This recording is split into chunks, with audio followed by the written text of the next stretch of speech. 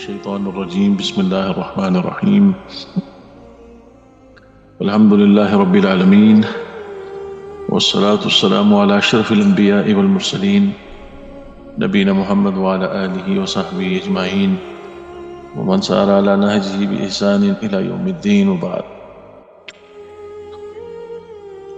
تو بفضل اللہ تعالی کل ہم نے آیت الکرسی جو ہے اس کا وہ آغاز کیا تھا.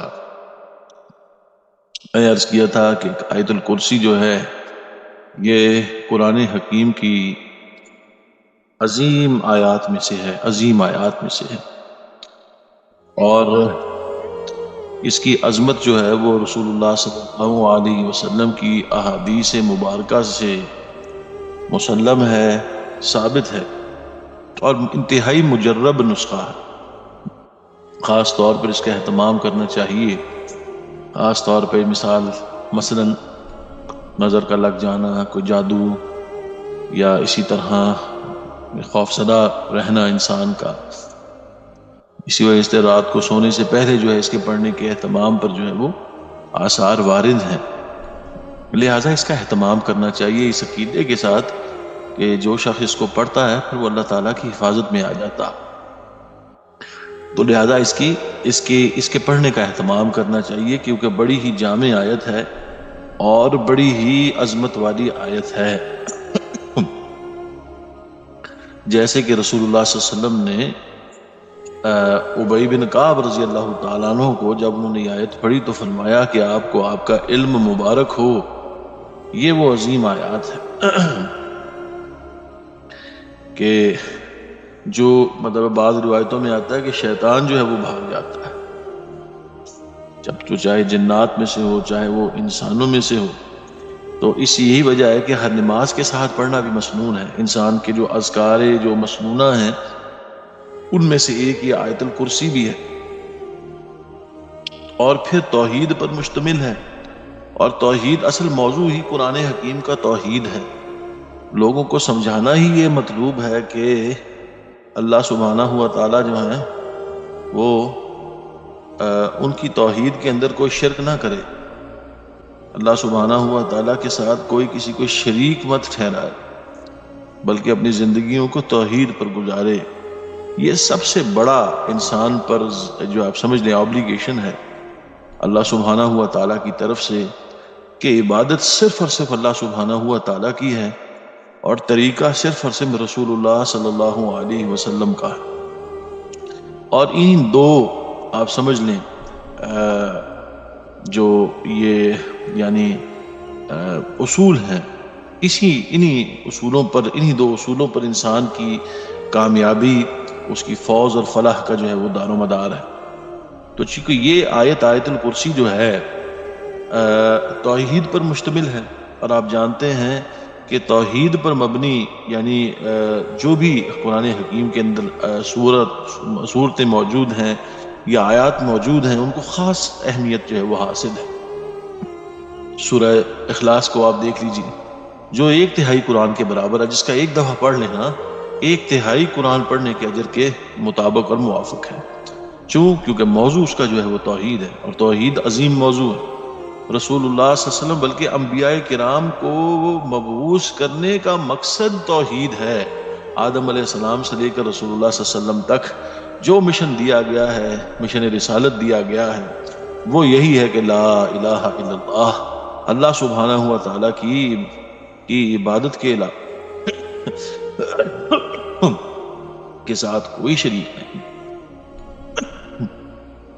اور پھر اسی توحید کے قیام کے لیے انسان کو مختلف وہ رسوم سکھلائی گئی ہیں، مختلف ادائیں سمجھائی گئی ہیں جن کے ذریعے سے جل ذکرہ راضی ہوتے ہیں.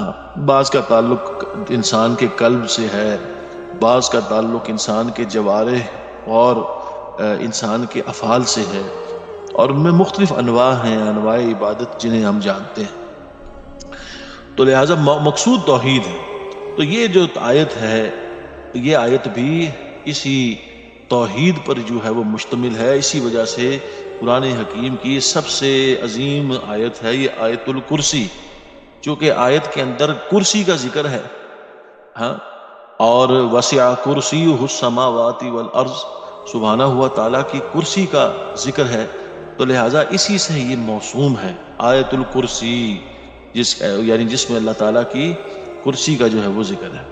تو بہرحال وہ ذکر تو آگے آئے گا۔ تو میں نے عرض کیا تھا کہ آیت الکرسی کی دراصل آیت الکرسی جو ہے یہ دعویٰ ہے، اور پھر جواب دعویٰ جو ہے وہ تقریباً 11 یا 12 دلائل پر جو ہے وہ مشتمل ہے۔ یعنی دعویٰ کیا ہے؟ اللہ لا الہ الا ہو، اللہ سبحانہ ہوا تعالیٰ کے علاوہ کوئی عبادت کے لائق نہیں۔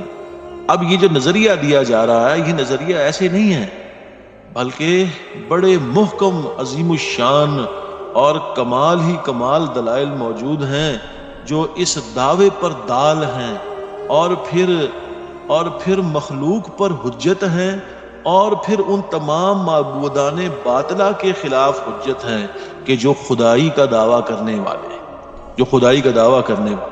تو لہذا دعویٰ کیا ہے؟ دعویٰ یہ ہے کہ اللہ لا الہ الا ہو، اللہ سبحانہ ہوا تعالیٰ کے علاوہ کوئی عبادت کے لائق نہیں۔ اب کیوں یہ بات کہی جا رہی ہے؟ اس کے اندر سب سے پہلی دلیل جو میں نے کل ذکر کی تھی وہ ذکر کی تھی کہ الحی سب سے پہلی دلیل ہے کہ اللہ سبحانہ ہوا تعالیٰ حی ہے۔ حی سے مراد کیا ہے؟ یعنی اللہ سبحانہ ہوا تعالیٰ کی حیات مراد ہے جو کمال درجے کو پہنچی ہوئی ہے، انتہا درجے کو جو پہنچی ہوئی ہے۔ یعنی سبحانہ ہوا تعالیٰ کی جو حیات ہے ازل سے ہے، ہمیشہ سے ہے اور ہمیشہ جو ہے وہ رہنے والی ہے۔ تو اب جب اللہ سبحانہ ہوا تعالیٰ کی ذات حی ہے، یعنی نہ ہی اس کی کوئی ابتدا ہے نہ ہی اس کی کوئی انتہا ہے، جیسے رسول اللہ صلی اللہ علیہ وسلم کی حدیث کے اندر بھی ایک آتا ہے، آپ نے فرمایا کان اللہ ولم یکن شیء قبلہ، اللہ تعالیٰ ہمیشہ سے تھا، سبحانہ ہوا تعالیٰ ہمیشہ سے تھے، اور ان سے پہلے کوئی چیز نہ تھی، ٹھیک ہے نا؟ تو لہٰذا اللہ سبحانہ ہوا تعالیٰ کی ذات حی ہے، اور کمال درجے کو آپ کی حیات جو ہے وہ پہنچی ہوئی ہے، ہمیشہ سے تھی اور پھر ہمیشہ سے ہے۔ اب اسی کے مقابلے میں نے یہ عرض کیا تھا کہ جو لوگ، اب یہ دلیل ہے، تو جو باطل معبود اس بات کا دعویٰ کرتے ہیں کہ وہ خدا ہیں یا ان کے پاس خدائی اختیار موجود ہے جس وجہ سے لوگ ان کو پکاریں، تو کیا واقعتاً ان کے اندر ان کا یہ دعویٰ درست ہے یا غلط ہے؟ تو اگر تو وہ اس کا دعویٰ کرتے ہیں تو یہ دعویٰ باطل ہے، اس لیے کیونکہ مخلوق میں کوئی شے ایسی نہیں ہے کہ جس کی حیات کو وہ کمال حاصل ہو، جس کی حیات کو وہ انتہا حاصل ہو، کہ جو ازل سے ہو، ہمیشہ سے ہو، ہمیشہ رہنے والا ہو۔ کوئی ایسی مخلوق نہیں ہے، نہ ہی انسانوں کے اندر کوئی ایسی مخلوق ہے۔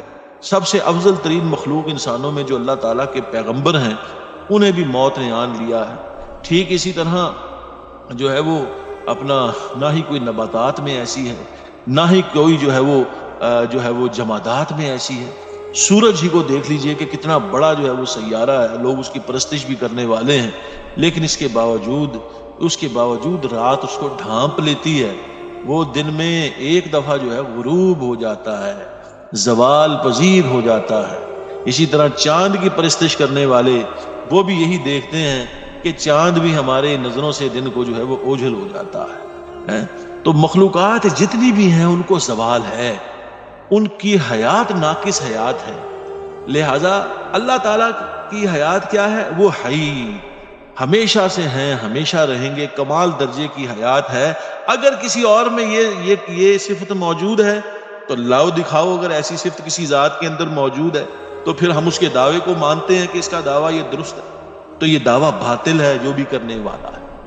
لہذا خدائی دعویٰ کرنے والا باطل ہے، اور پھر جب باطل ہے تو پھر انسان کے شایان شان نہیں ہے کہ انسان اس کے سامنے اپنی حاجتوں کو رکھے، اس کے ساتھ دعائیں کرے، اس کے ساتھ اپنا دل لگائے، اس سے محبت کرے، اس کی تعظیم کرے، اس پر توکل کرے، اپنے آپ کو اس کے حوالے کرے۔ اس کے لیے نظر و نیاز کرے, اس کے لیے سجدہ رکوع کرے, یہ جائز نہیں ہے, یہ حرام ہے. کیوں؟ کیونکہ اس کی تو خدائی ناقص ہے, اس کی تو حیات ناقص ہے. جب ناقص ہے تو پھر اس کے پاس وہ اختیار نہیں ہے. تو کس کے لائق ہے یہ اختیار؟ یہ سبحانہ ہوا تعالیٰ کے لائق ہے, جن کے حیات کمال درجے کو پہنچی ہوئی ہے, کمال کمال کمال درجے کو پہنچی ہوئی ہے. لہذا عبادت بھی پھر انہی کی ہوگی, جھکا بھی انہی کے سامنے جائے گا, اور توکل بھی انہی پر ہوگا, محبت بھی انہی سے کی جائے گی, رکوع سجود بھی انہی کے لیے ہوگا, اور دعا بھی انہی سے کی جائے گی, اولاد بھی انہی سے مانگی جائے گی, رزق بھی انہی سے مانگا جائے گا, یہاں تک کہ جوتے کا تسمہ جو ہے وہ بھی اللہ سبحانہ ہوا تعالیٰ ہی کے سامنے جو ہے وہ انہی سے جو ہے گریہ زاری کر کے جو ہے وہ مانگا جائے گا. اور اگر اسی میں انسان کسی کو شریک بنا لے تو گویا اللہ تعالیٰ کے ساتھ شریک بنانے والا ہے, شرک کرنے والا ہے, شرک کرنے والا ہے اللہ تعالیٰ کے ساتھ, اور ایسی غلاظت کے اندر جو ہے وہ پھنسنے والا ہے کہ دنیا اور آخرت اس کی جو ہے وہ برباد ہونے والی ہے. یہ بات یاد رکھو. تو لہذا سب سے پہلی بات کیا ہے؟ اللہ تعالیٰ نے جو دعویٰ ذکر کیا ہے کہ دیکھو اللہ تعالیٰ کے علاوہ کوئی عبادت کے لائق نہیں. کیوں؟ الحی, وہ الحی ہیں اور کوئی نہیں ہے. پھر اس کے بعد دوسری چیز الحی القیوم, قیوم بڑی عظیم صفت ہے. قیوم سے مراد وہ ذات ہے کہ جو نہ صرف خود اپنے بلبوتے پر قائم ہو بلکہ اس کے ساتھ ساتھ دیگر جو مخلوقات ہیں ان کی حیات بھی ان کے ساتھ قائم ہو.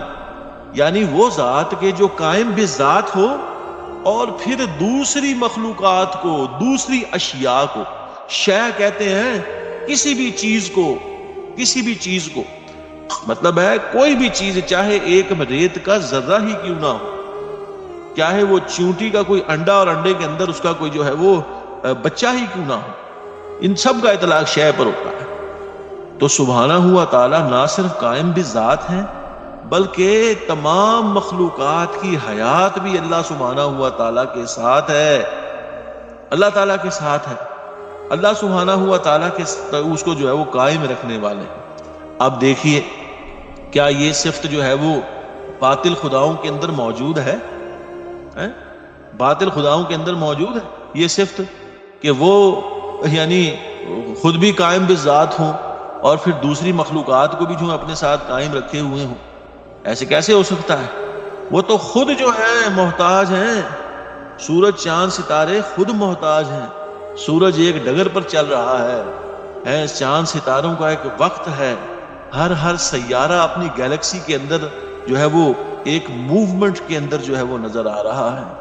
ہر چیز ایک انتہائی کیلکولیٹڈ وے کے اندر جو ہے وہ موو کر رہی ہے. تو بہرحال میرے کہنے کا مقصد یہ ہے کہ کیا یہ خود قائم ہے؟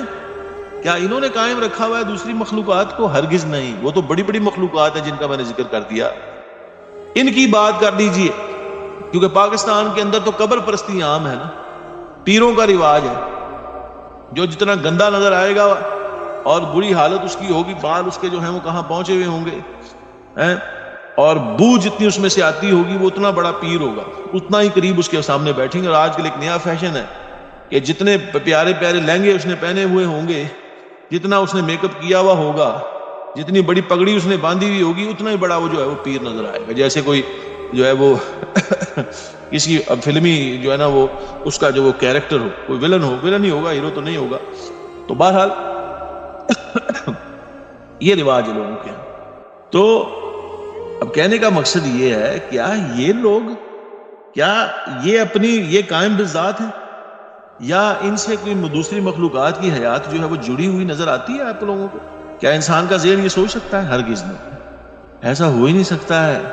بلکہ یہ پیروں کا جو چکر ہے, یہ جو پیروں کا یہ جو ان کا دھندا اور جو ان کا جو آپ سمجھ لیں ان کا جو ایک جو روٹی پانی کا سسٹم جو ان کا چل رہا ہے, یہ کس وجہ سے چل رہا ہے؟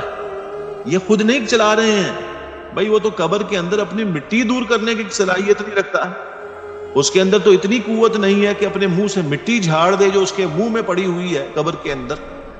یہ دراصل نہ خود قائم ہے, اور ہاں ان کے جو پیر ہیں, ان کے جو مجاور ہیں, جو ان کے آستانوں پر پڑے ہیں یا ان کے جو مرید ہیں ان مریدوں اور مجاوروں کے سہارے اس پیر کو انہوں نے جو ہے وہ زندہ رکھا ہوا ہے۔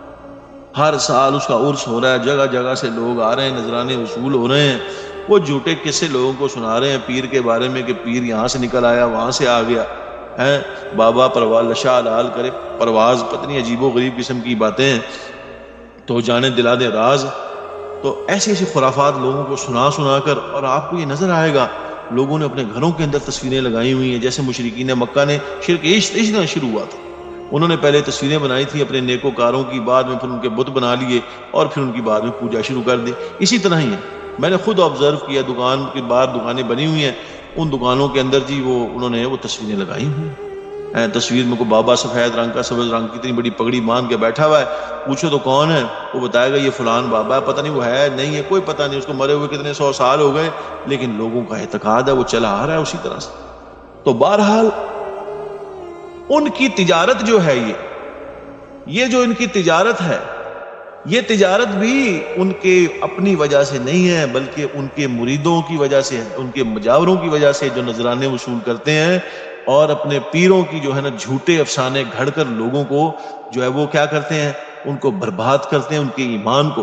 اور جو زندہ پیر ہیں وہ ان کا کاروبار علیحدہ ہے، وہ اور طریقے سے لوگوں کو جو ہے وہ استعمال کر رہے ہوتے ہیں، ان کی پیری فقیری بھی اسی طرح چل رہی ہوتی ہے۔ فلانے نے سنا بھی بڑا اچھا آدمی ہے جی، اس نے بڑا، اس کے ہاتھ میں بڑا کچھ ہے جی، جاؤ اس کے پاس جاؤ، شوہر کو سیدھا کرنا ہو یا جو ہے وہ کوئی اور کام کرنا ہو، یا جو ہے وہ یعنی جو ہے وہ کسی پر کوئی جادو کروانا ہو یا کسی کی بگڑی بنانی ہو، تو جاؤ اس کے پاس، جب وہ جاؤ تو تمہیں لگ پتہ جائے گا۔ یعنی بڑے بڑے پڑھے لکھے لوگ جو ہیں وہ اس فتنے کا جو ہے وہ شکار نظر آتے ہیں۔ یعنی ہمارا تو ایک اوور آل کلچر اس قسم کا بن چکا ہے نا، بڑے بڑے لوگ، بڑے بڑے سیاستدان، یہاں تک کہ پریزیڈنٹ، پرائم منسٹر تک کے لوگ جو ہیں وہ ایسے عقائد کے مالک ہیں کہ جو جا کر پیروں سے ڈنڈے کھاتے ہیں اور ان سے کل کی بات جو ہے پوچھتے ہیں۔ ایسی قوم کیا ترقی کر سکتی ہے؟ ایسا ملک کہاں جا سکتا ہے؟ وہ اسی طرح اسی دلدل کے اندر پھنستا چلا جائے گا جب تک وہ اپنی اس توحید کو جو ہے وہ نہیں سمجھے گا، اس پر مبنی ریاست کو قائم نہیں کرے گا جو آئین کے اندر بھی جو لکھا ہوا۔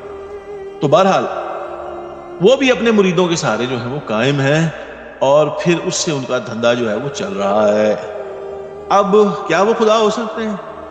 کیا ان کے اندر خدائی کا ان کا دعویٰ جو ہے، خدائی کا دعویٰ کیسے ہوگا؟ اسی وقت ہوگا نا جی، لوگ اس کے پاس جائیں گے، اس کے سامنے اپنی حاجات رکھیں گے، حاجت روائی کریں گے، یا علی مدد کے نعرے لگوائیں گے، یا ان سے جو ہے وہ اولاد مانگیں گے یا روزگار مانگیں گے۔ تو کیا یہ ان کے ہے شایان شان، جو نہ خود قائم ہیں اور ان کا جو دکان جو ہے وہ ان کے پیروں اور مجاوروں کے نام سے کھلی ہوئی ہے؟ کیا وہ خدائی کے اس یعنی جو مراسم عبودیت ہے ان کے حقدار ہیں؟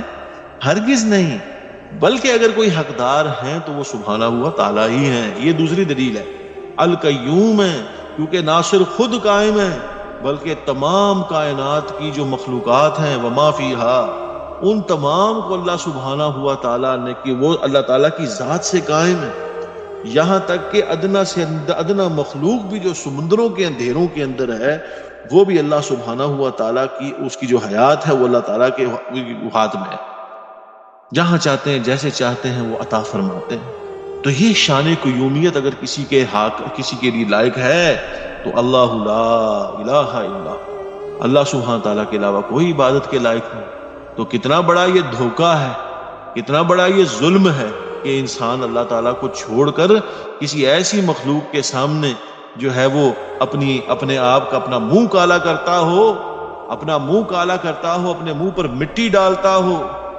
اللہ تعالیٰ کو چھوڑ کر اپنے راز و نیاز ایسی مخلوق کے ساتھ کرتا ہو جو نہ خود قائم ہے اور خود کسی کے سہارے پڑی ہوئی ہے۔ نعوذ باللہ، یہی شرک ہے، اسی لیے بہت بڑا ظلم ہے، اسی لیے بہت بڑا ظلم۔ تو یہ دوسری دلیل کہ اللہ لا الہ الا ہو، کیوں؟ الحی القیوم۔ تیسری دلیل لا تأخذہ سنۃ ولا نوم، نہ ہی انہیں اونگ آتی ہے اور نہ ہی انہیں جو ہے وہ نیند آتی ہے، یعنی اونگ اور نیند کی جو ہے وہ نفی کی جا رہی ہے۔ مراد یہ ہے کہ اللہ تعالیٰ ہر قسم کے عیب اور نقص سے پاک ہیں۔ اونگ نیند کا ابتدائی درجہ ہے، اور نیند ایک ایسی کیفیت ہے کہ جو ہر مخلوق کو لاحق ہوتی ہے. بات کی یاد رکھیے. آپ کے سامنے کسی بھی مخلوق کو آپ دیکھیں گے ان کے ہاں جو ہے وہ یہ چونکہ ان کو پیدا ہی مشقت میں کیا کہ انسان کو خلق الانسان ضعیفا، انسان کو بھی جو ہے وہ مشقت کے اندر جو ہے وہ کمزوری پیدا کیا گیا، اور پھر اسی طرح انسان کو مشقت کے اندر پیدا کیا. کائنات کی ہر چیز موو کر رہی ہے، زمین بھی مشقت میں ہے کیونکہ یہ موو کر رہی ہے. ہر چیز اپنے اپنے مدار کے اندر موو کر رہی ہے. آپ کے نباتات، آپ کے جمادات، تمام چیزیں جو ہیں وہ موو کر رہی ہیں. لہٰذا یہ موومنٹ جو ہے ان کے تھکنے کا باعث ہے، اور تھکاوٹ دور کرنے کے لیے اللہ تعالیٰ نے یہ جو نوم ہے وَجَعَلْنَا نَوْمَكُمْ سُبَاتًا، اور ہم نے یہ نیند بنائی ہے تمہارے لیے آرام کے لیے. تو یہ جو نیند بنائی ہے سبحانہ ہوا تعالیٰ نے، یہ اس تھکاوٹ کو دور کرنے کے لیے بنائی. ٹھیک ہے نا؟ تو یہ نیند کیا ہے؟ اب یہ نیند مخلوقات کے لیے آپ دیکھ لیجئے، نظر دوڑا لیجئے. جنہوں نے جو پیر بنائے ہوئے ہیں، جنہوں نے اپنے باطل خدا بنائے ہوئے ہیں، کیا وہ کبھی سوئے نہیں ہیں؟ کیا ان کو کوئی نیند نہیں آئی ہے؟ کیا ان کو کوئی اونگ نہیں آئی ہے؟ بڑے سا بڑا ہوشیار اور چلاک آدمی بھی ہے، اس کو 2 راتیں جگوا دیں، میں دیکھتا ہوں وہ کیسے بیٹھتا ہے، وہ کیسے بیٹھ سکتا ہے؟ ایسا ہو ہی نہیں سکتا ہے. اسی طرح دوسری مخلوقات کو دیکھ لیں، چاند سورج کو دیکھ لیں، وہ بھی غائب ہو جاتے ہیں، نظر نہیں آتے ہیں. کدھر جاتے ہیں کوئی پتہ نہیں، اللہ تعالیٰ جانتے ہیں ان تمام چیزوں. تو بہرحال کہنے کا مقصد یہ ہے کہ یہ تو ہر مخلوق کو آتی ہے، ہر مخلوق کو آتی ہے، اور اللہ تعالیٰ اس سے پاک ہیں. کیا دلیل ہے کہ اللہ تعالیٰ کو نیند اور اونگ نہیں آتی؟ کیونکہ اگر اللہ تعالیٰ کو نیند اور اونگ آ جائے تو جو کائنات کا نظام چل رہا ہے، اتنا انٹیکٹ نظام جو آپ کے سامنے چل رہا ہے، یہ سارے کا سارا نظام درہم برہم ہو جائے، سب چیزیں آپس کے اندر ٹکرا جائیں، اور ٹکرانے کی وجہ سے جو ہے وہ تمام چیزیں فنا ہو جائیں. تو ایسا تو نہیں ہوتا ہے نا. ہر چیز اپنی جگہ جو ہے وہ قائم ہے، اور جو ہے وہ چلتی ہوئی جو ہے ہمیں نظر آ رہی ہے اپنے مدار کے اندر، اور اپنے سائیکل کے اندر. اور پھر جس کا جو اجل لکھا ہوا ہے اس پر وہ مکمل کر کے جا رہا ہے. جو اعمال آگے بھیج رہا ہے، ویسے نئی مخلوقات جو ہیں وہ جگہ لیتی چلی جا رہی ہیں اس وقت تک جس کا وعدہ اللہ سبحانہ ہوا تعالیٰ نے مخلوق سے کیا، جس کے اندر دوبارہ پھر اٹھایا جانا ہے، اور پھر ان کے سامنے حاضری جو ہے وہ ہونے والی. تو معلوم یہ ہوا کہ دیکھو جس کے اندر اونگ یا نیند کا پہلو موجود ہے تو وہ خدا نہیں ہو سکتا. اس کا خدائی دعویٰ باطل دعویٰ ہے. لہذا اس کو ایسے اوصاف سے تعبیر کرنا، اس کی تعظیم کرنا. اب قبر والا قبر کے اندر مردہ مرا ہوا پڑا ہے، اس سے کیسے سوال کیا جا سکتا ہے؟ اس سے کیسے اولاد مانگی جا سکتی ہے؟ اس سے کیسے رزق روٹی جو ہے وہ مانگی جا سکتی ہے؟ حالانکہ یہ تو اللہ تعالیٰ کے شایان شان ہے.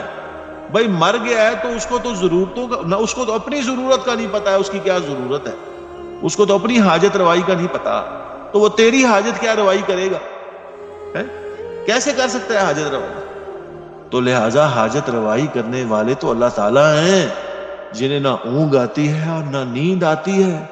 شان دیکھیے سبحانہ ہوا تعالیٰ کی کہ اندھیری رات کے اندر سیاہ پہاڑ پر سیاہ رنگ کی چونٹی جو ہے اس چلنے والی کی حاجات سے بھی سبحانہ ہوا تعالیٰ واقف ہے. سمندروں کے اندھیروں کے اندر جو ہے ان کی تہوں کے اندر ہزاروں کلومیٹر جو ہے نا آپ دیکھیں ان کی ڈیپتھ ہوتی ہے، اس کے اندر پائی جانے والی مخلوقات کو اللہ سبحانہ ہوا تعالیٰ ان کی ضروریات پر قادر. کیسے کیسے موسم ہیں، کیسے انہوں نے رہنا ہے، کیا انہوں نے کھانا ہے، کیا انہوں نے پینا ہے، کیا چیزیں جو ہیں ان کے لیے سوٹیبل ہیں، کیسا کلچر، کیسا ٹیمپریچر، یہ سب اللہ سبحانہ ہوا تعالیٰ کو معلوم ہے. اور پھر دے رہے ہیں جہاں جو چیز جہاں جس مقدار میں ضرورت ہے اس کو جو ہے وہ عطا فرما رہے ہیں. اس حال میں کہ اگر وہاں پر کوئی نیند روح کا پہلو ہو تو پھر تو ساری کائنات بھوکی نہ مر جائے. تو نہیں، ایسا ہے نہیں نا. وجہ یہی ہے کہ لا تاخذہ سنۃ ولا نوم. تو یہ بات یہ اس وجہ سے اللہ تعالیٰ ہی عبادت کے لائق ہے، کوئی اور عبادت کے لائق نہیں ہے. اور جو کہے خدائی کا دعویٰ کرے، جو کہے میرے سامنے جھکو، جو کہے مجھ سے پتر مانگو، جو کہے مجھ سے جو ہے وہ مشکل کشائی کرو، تو باطل ہے، جھوٹا ہے وہ شخص، کیونکہ وہ ناقص ہے. اس کے اندر کمال نہیں ہے، اس کے اندر تو نقص ہے. اور جب اس کے اندر نقص ہے تو پھر وہ ان چیزوں پر قدرت نہیں رکھتا ہے۔ تو جب موجود ہے جو ہر چیز پر قدرت رکھنے والا، جو ہر چیز کے ہر قسم کے جو عیب سے پاک ہے، جن کی شان ہے، جو حی ہے، قیوم ہے، تو پھر انسان ان سے کیوں نہ مانگے؟ اور پھر کر بھی قریب اتنے ہیں کہ شہرگ تو بہت دور ہے جانے تمنا، آ میرے کریں اور میرے کریں اور میرے کریں اور۔ کیا ہو گیا انسانوں؟ وما قدر اللہ حق قدرہ، اللہ سبحانہ ہوا تعالیٰ کی قدر نہیں کیا جیسے کہ قدر کرنی چاہیے تھی۔ ایک نطفے سے انسان بنایا اور پھر کہاں سے کہاں پہنچایا، اور تو جا کر کسی دربار کے سامنے جھک جاتا ہے اس مخلوق کے سامنے جو اپنی قبر سے مٹی اٹھانے کے اوپر بھی جو ہے وہ قدرت نہیں رکھتا ہے۔ کیا ہوگا؟ یہ دلیل دی جا رہی ہے، قرآن حکیم بیان فرما رہا ہے کہ دیکھو اللہ تعالیٰ کے علاوہ کوئی عبادت کے لائق نہیں ہے، کیونکہ وہ حی ہے، وہ قیوم ہے، لا تأخذہ سنۃ ولا نوم۔ پھر اس کے بعد فرمایا لہ ما فی السماوات وما فی الارض، لہ ما فی السماوات وما فی الارض، جو کچھ بھی ہے زمینوں اور آسمانوں میں، اور جو کچھ بھی ہے جو زمینوں اور آسمانوں میں، سب کچھ اللہ تعالیٰ کا۔ یعنی تمہارے پاس جو تمہیں کچھ دیا تمہارا نہیں ہے، تم کہتے ہو یہ سب کچھ میرا ہے، نہیں ہے تمہارا، یہ تو سبحانہ ہوا تعالیٰ نے تمہیں دیا۔ ہر چیز کے خزانے سبحانہ ہوا تعالیٰ کے ہاتھ اور اختیار کے اندر ہے۔ لہو ما فی السماوات وما فی الارض، یہ اگلا دعویٰ ذکر ہو رہا ہے۔ 2 3 4 چوتھی دلیل ذکر کی جا رہی ہے اللہ تعالیٰ کی الوہیت پر کہ لہو ما فی السماوات وما فی الارض، زمینوں اور آسمانوں کے اندر جو کچھ بھی ہے وہ سبحانہ ہوا تعالیٰ کی ملکیت کی ہے، اللہ تعالیٰ اس کے مالک ہیں۔ تو کیا پتہ چلا؟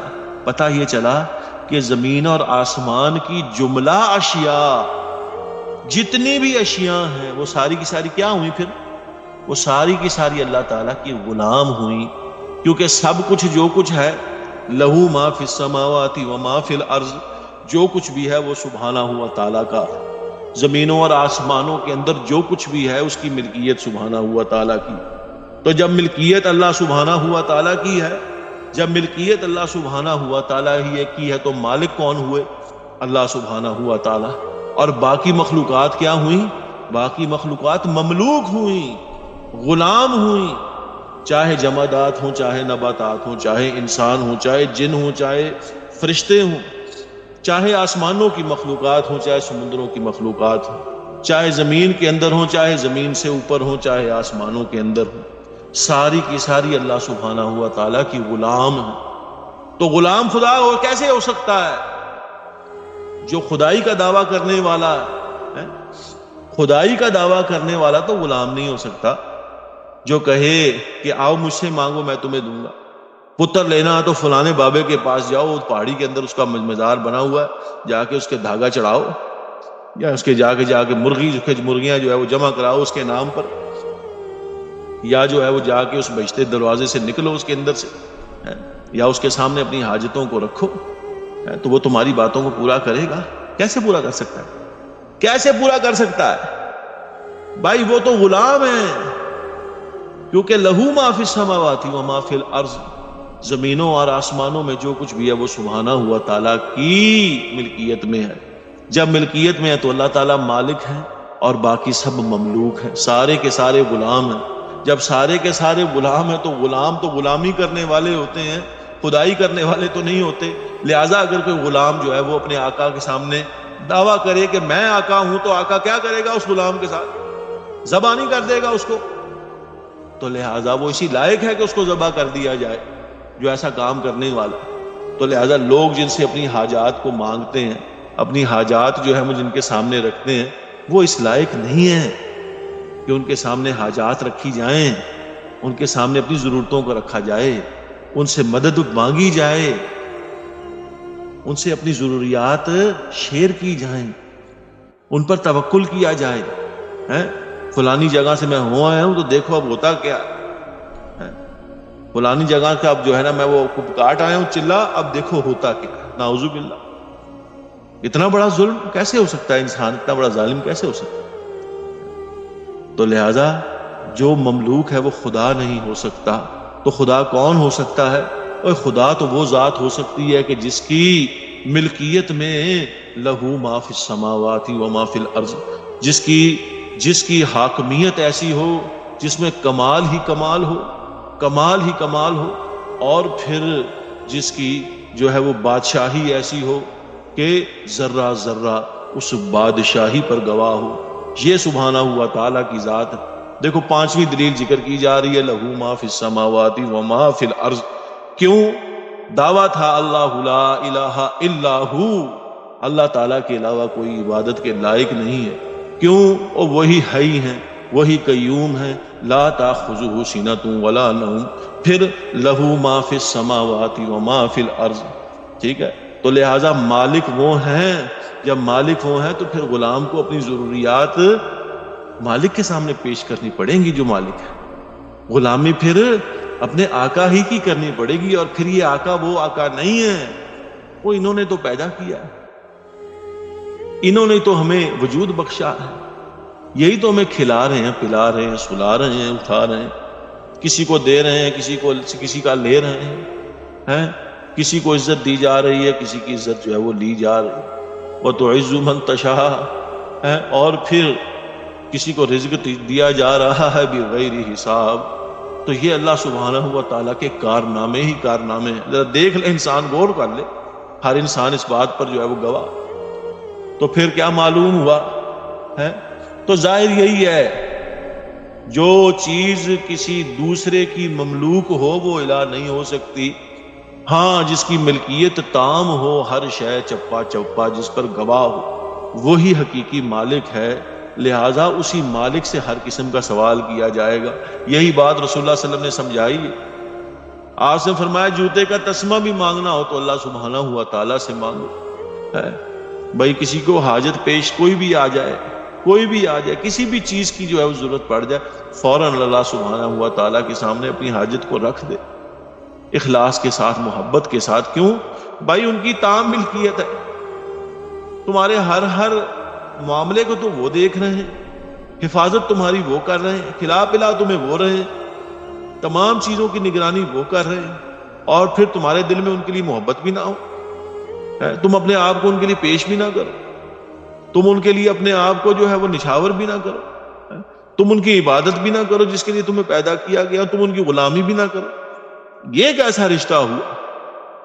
تو لہذا لہو ما فی السماوات و ما فی الارض. پھر اس کے بعد اگلی صفت کا بیان ہے، من ذا الذی یشفع عندہ الا باذنہ. کون ہے جو اللہ سبحانہ ہوا تعالیٰ کے اذن کے بغیر اللہ سبحانہ ہوا تعالیٰ کے سامنے سفارش کر سکے؟ کون ہے جو ان کی اجازت کے بغیر ان کے سامنے جو ہے وہ کسی کی سفارش کر سکے؟ تو لہٰذا کسی کو اجازت نہیں ہے سفارش کرنے کی. مشرکین مکہ کا شرک تھا کیا؟ وہ تو اللہ تعالیٰ کو کہتے تھے ہم دین ابراہیم پر ہیں. اور ابراہیم جیسا موحد کون ہے؟ وہ تو کہتے تھے ہم دین ابراہیم پر ہیں، بس یہ لات اور عزا یہ جو ہے نا، یہ دراصل ہماری سفارش کرنے والے ہیں، ہمارے معاملات کو اللہ تعالیٰ تک پہنچانے والے ہیں.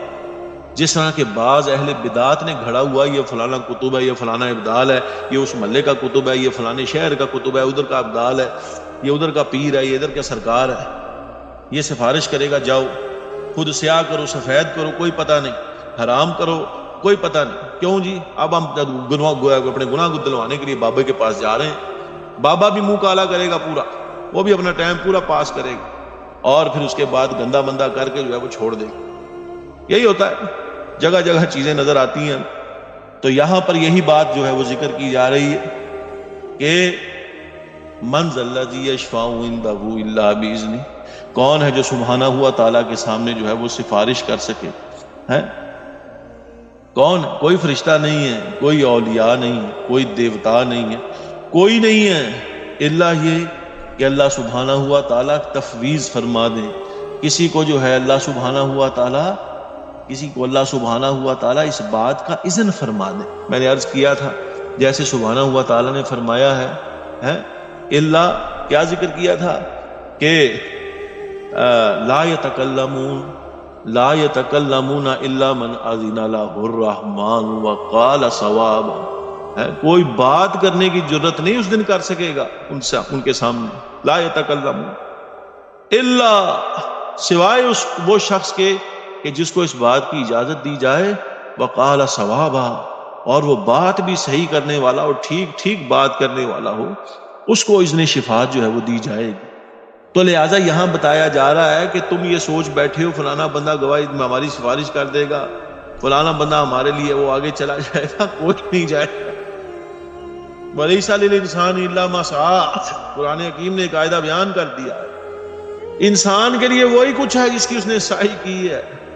جس نے اللہ تعالیٰ کی رضا کو حاصل کرنے کی سعی کی ہے تو پھر اسے ملے گی وہ رضا. یاد رکھو، جو اللہ سبحانہ ہوا تعالیٰ کی ملاقات کے اندر اپنے راتوں کو جو ہے وہ زندہ کرنے والا ہے آہو زاری اور بڑے بڑے نالے کہنے والا ہے، یہ وہ شخص اس کا مثل کیسے ہو سکتا ہے جو کسی پیر کو تلاش کر کے اس کی جیب گرم کر کے خود جو ہے حرام خوری کرتا پھر؟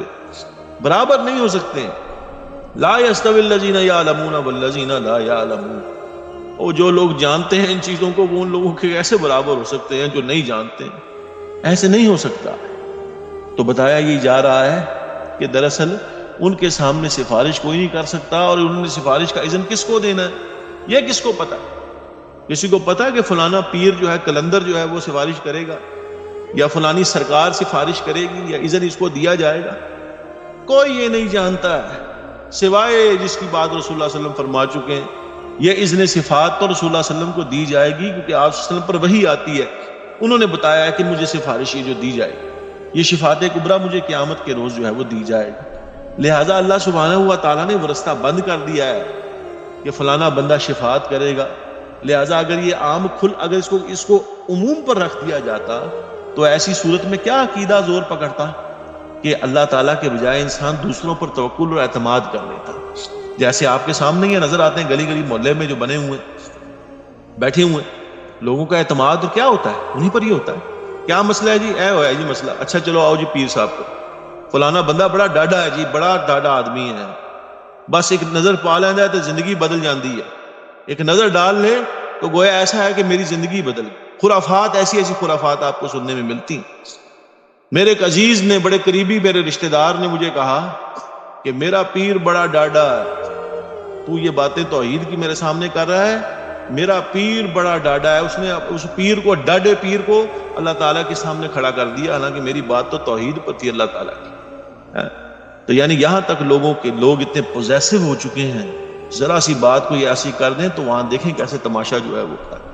اس قدر لوگ اس معاملے میں ہونا توحید پر پوزیسو چاہیے، لیکن ان باطل معبودوں پر جو انہوں نے گھڑے ہوئے انسان کو، جو لیٹرین کے اندر جاتے ہیں ان کو جو ہے، ان کے اوپر جو ہے وہ انسان نے جو ہے وہ توکل اور اعتماد کیا ہوا ہے، جبکہ سبحانہ ہوا تعالیٰ نے تو اس کا رستہ ہی روک دیا ہے. اگر یہ اجازت اذن جو ہوتا، یہ اذن اگر کلی اور عمومی ہوتا تو لوگ دوسروں پر توکل اور اعتماد کرنے والے ہوتے.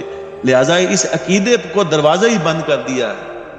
یہ کہہ کہ یہ عمومی نہیں ہے، الا باذنہ، سوائے اس کے جس کو اللہ سبحانہ ہوا تعالیٰ اس بات کی جو ہے وہ اجازت دیں اور پھر وہ سفارش کرے، اور پھر اس کی سفارش کو بھی قبول کرنا اللہ سبحانہ ہوا تعالیٰ کے وہ ہے.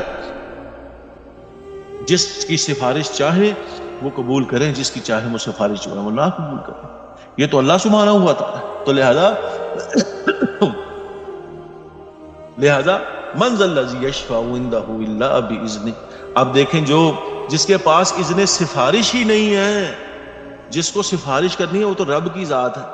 تو لوگوں نے باطل معبود بنائے ہوئے ہیں اور سمجھتے ہیں کہ وہ شاید شفاعت کریں گے، جا کے سفارش کریں گے. تو لہذا وہ تو سفارش کے اہل ہی نہیں ہیں، ان کو تو سفارش کرنے کا اذن ہی نہیں ہے. اور تم ان کے جو سفارش سننے والے ان کو چھوڑ کر تم ان کے پاس جاتے. یہ کیسا یعنی تضاد ہے؟ حالانکہ یہ شان تو اللہ تعالیٰ ہی کی ہے. اللہ لا الہ الا ہو، یہ دلیل ہے کہ وہ سفارش کو قبول اور رد کرنے والے ہیں. وہ جس کو دیں گے اذن سفارش وہ دیں گے.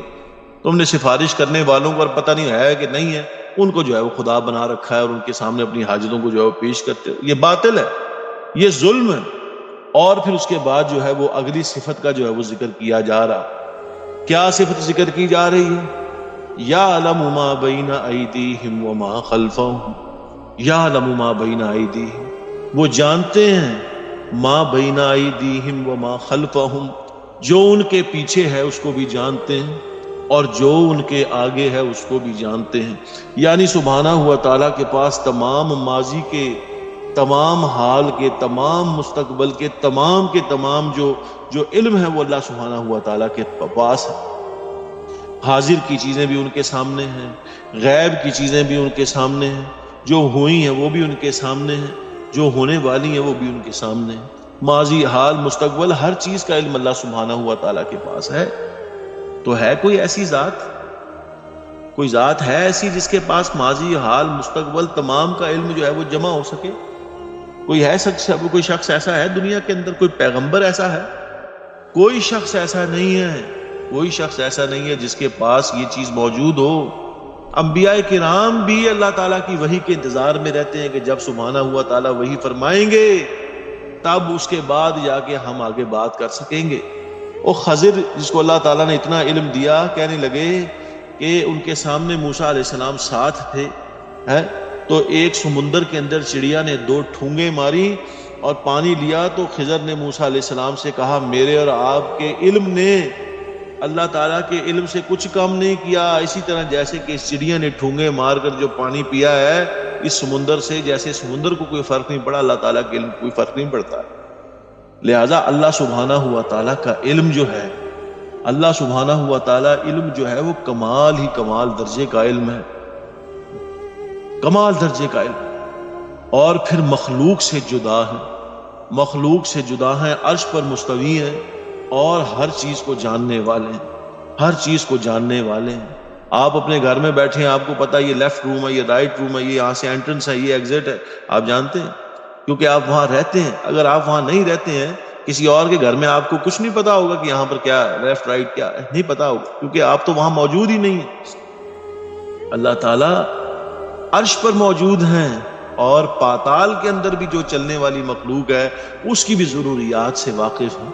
وَمَا تَسْقُطُ مِن وَرَقَةٍ إِلَّا يَعْلَمُهَا، ایک درخت کا پتا بھی نہیں گرتا ہے جس کو اللہ سبحانہ ہوا تعالیٰ مگر اس کو خوب جو ہے وہ جاننے والے ہیں، کہاں گرا ہے، کیسے گرا ہے، کس رنگ کا ہے، کس موسم کے اندر گرا ہے، ہر چیز کا علم جو ہے اللہ سبحانہ ہوا تعالیٰ کے اختیار کے اندر ہے۔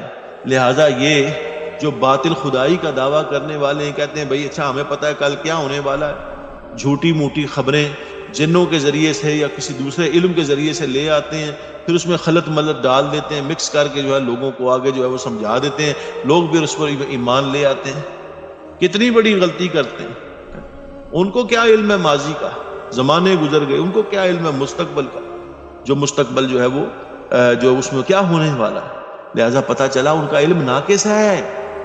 کمال علم اللہ سبحانہ ہوا تعالیٰ کا ہے، لہذا جس کا علم ناقص ہے وہ خدا نہیں ہو سکتا، اور جس کا علم کمال درجے پر ہے وہی حقدار ہے اس خدائی کا۔ اللہ لا الہ الا ہو، اللہ سبحانہ ہوا تعالیٰ کے علاوہ کوئی عبادت کے لائق نہیں۔ کیوں؟ یعلم ما بین ایدیہم وما خلفہم، کمال درجے کا علم ہے سبحانہ ہوا تعالیٰ، لہذا عبادت انہی کی ہوگی، ربوبیت انہی کی ہوگی۔